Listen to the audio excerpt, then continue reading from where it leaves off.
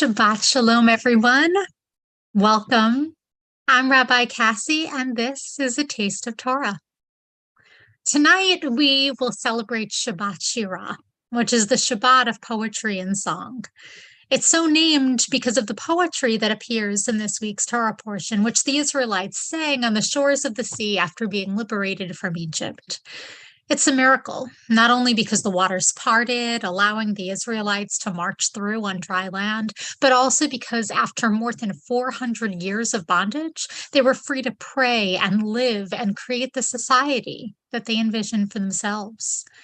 None of that could have been possible without another miracle, the miracle of a relationship between two unlikely people, Moses' mother, Yocheved, and Pharaoh's daughter, Batya. As the daughter of the Pharaoh, consorting with Israelites was forbidden.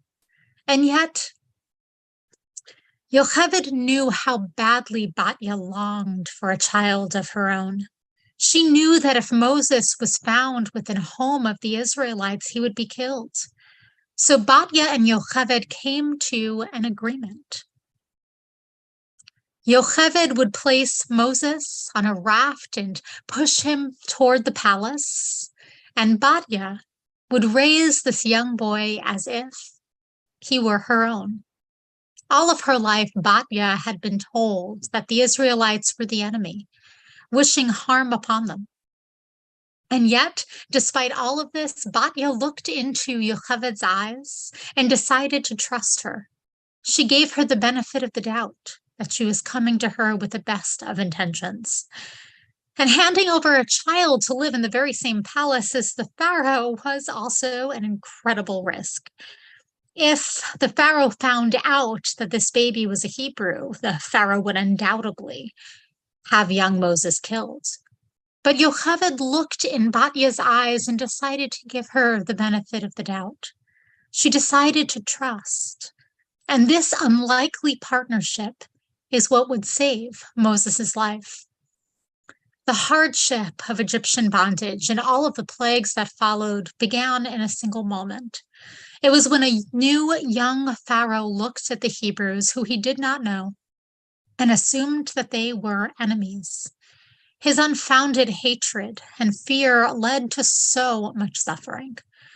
The antidote wouldn't come until many years later, when a young man was saved because of unlikely trust, because two people taught to be enemies decided to see one another as full human beings.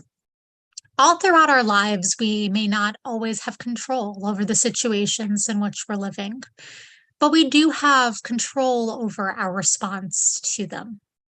Each time we find ourselves making negative assumptions about another person, our Torah portion is here to remind us just how much good can be created if instead we approach the situation with curiosity or by offering others the benefit of the doubt.